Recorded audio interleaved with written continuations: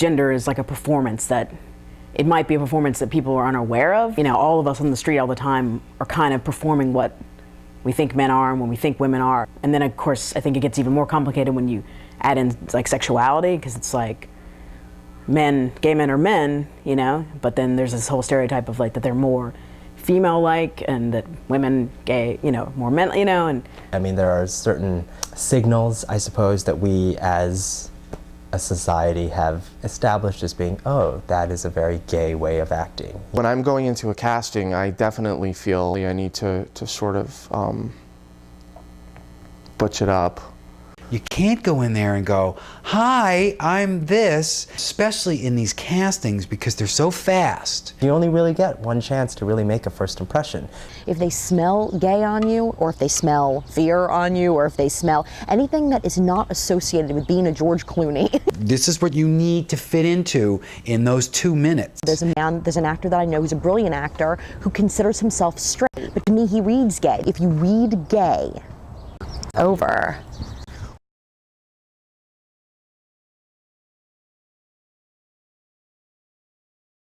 the process of slating is basically stating your name. The slate is a good time for people to see who you are. Amy Driesler. I'm Norm Lee. Hi, I'm Michael Lopez. I always say to actors, especially men, you want to do whatever you need to do to always present yourself as fuckable as possible. I mean, basically everyone wants to be you or do you, for the most part. And then you have your leading lady, leading male that of course now have the flexibility to move into any role they want. You assume that everyone is of average height and weight and attractiveness and that they're white. Anything else you add on to a typical leading man or woman, they are now the gay doctor, the fat doctor, the Asian doctor, the black doctor. If they say you're the dad of a college girl, I can't be gay. There's never the possibility that the character is gay. Ever. Ever. I'll be more likely to bring in somebody of an ethnicity.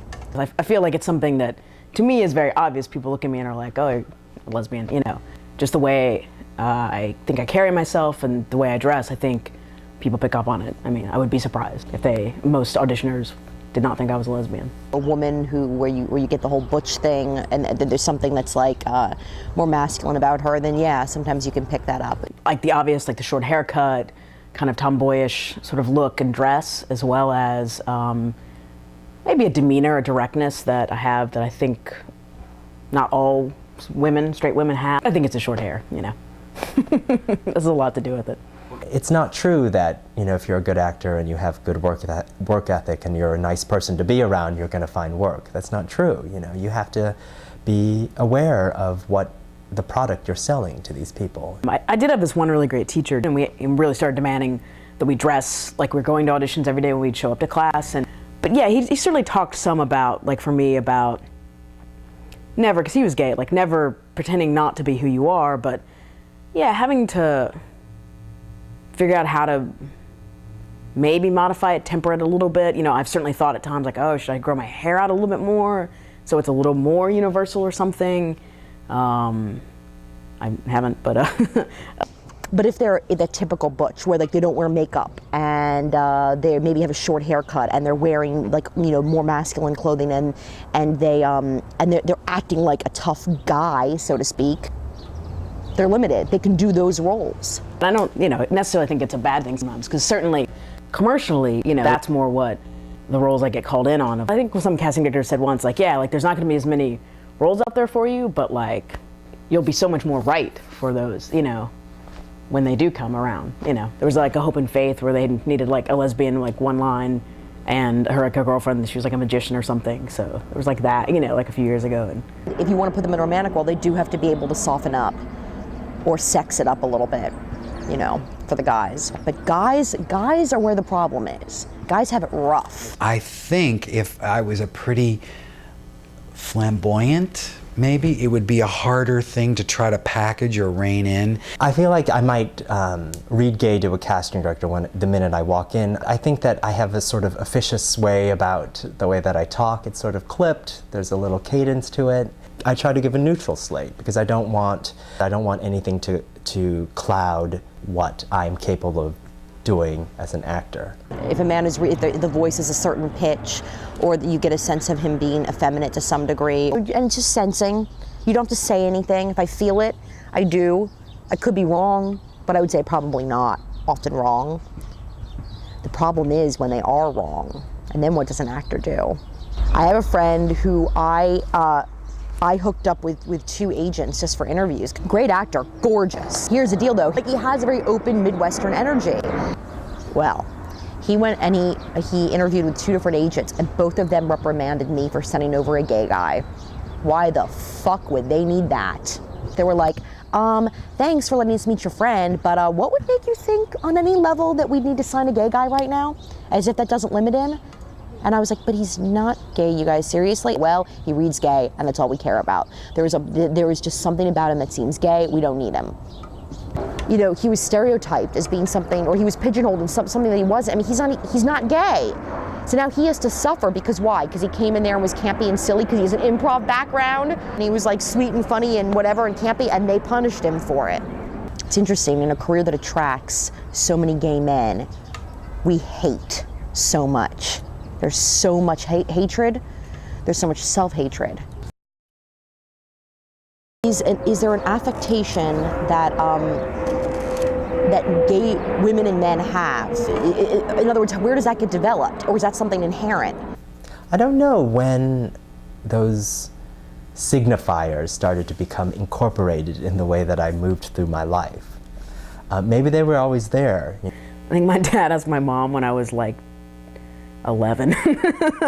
I think she's a lesbian. my mom was like, oh, Steve, you know, just give her a break, you know, she's 11 or something. I was watching Superman 2. I just remember sitting there watching it with my brother and getting teary-eyed, thinking about like all this pain that Superman was having, feeling really bad for him, and like I wanted to help him. And my brother was just kind of puzzled by like how emotionally attached I was to Superman, which, you know, of course I had a crush on him. And he said, you know, that's really weird, that's not right. I mean, I definitely think I came off as like feminine. I would be called gay. I got called sissy and faggot like all the time. And it was, you know, fag this. In my memory, it's a daily thing, although I don't know why a teacher would let that happen on a daily basis. You know, I grew up in a real working class, blue collar Jersey family. And I've got a lot of that in me still, because I was in high school in Jersey City, and it was part of that, you know, protection thing that you put around you. You couldn't be that different in high school. The gay person wanted to come out somewhere, but didn't know where. You know, I was a tomboy growing up, which is fairly typical, you know, phenomenon in the world, in this country. But then when you get to be, I don't know, high school, early high school, that's like when the girls kind of grow out of that usually, and I didn't.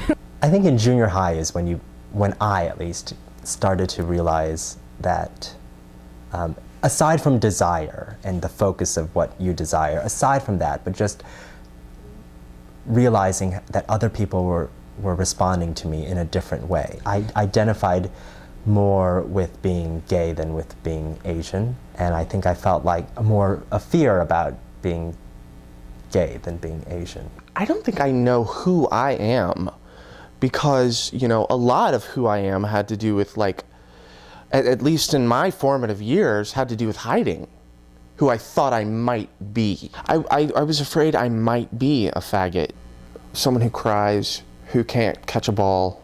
There's gay in high school, and then there's fag. And gay is your sexual identity. Then there's fag, meaning you just don't fit in. You're not playing sports.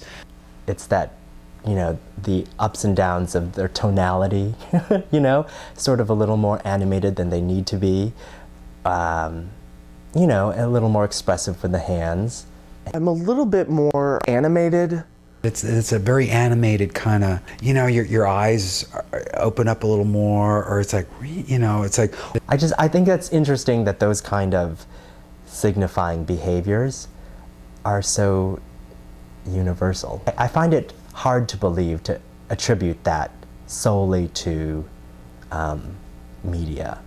I started doing theater at that point, so I had a pretty good group of friends who were all pretty, you know, either gay or a lot more open-minded. So I felt like, no one was really putting a lot of pressure on me. My 6th grade teacher, who was also the director of the plays, this guy put me in that route that, you know, that I remember. He's the guy who opened it up for me because there was so much rejection for me. Someone talks about the theater as being the place where emotional orphans find each other. Growing up and going through school, acting was more familial, more of a place to be nurtured, and more of a place to be loved and find people like me.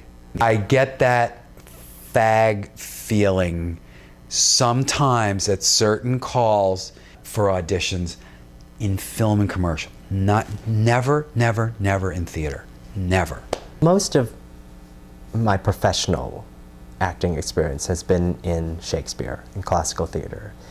And there's a comfort I find in that because I feel like who I am in my day-to-day life doesn't get in the way of the text.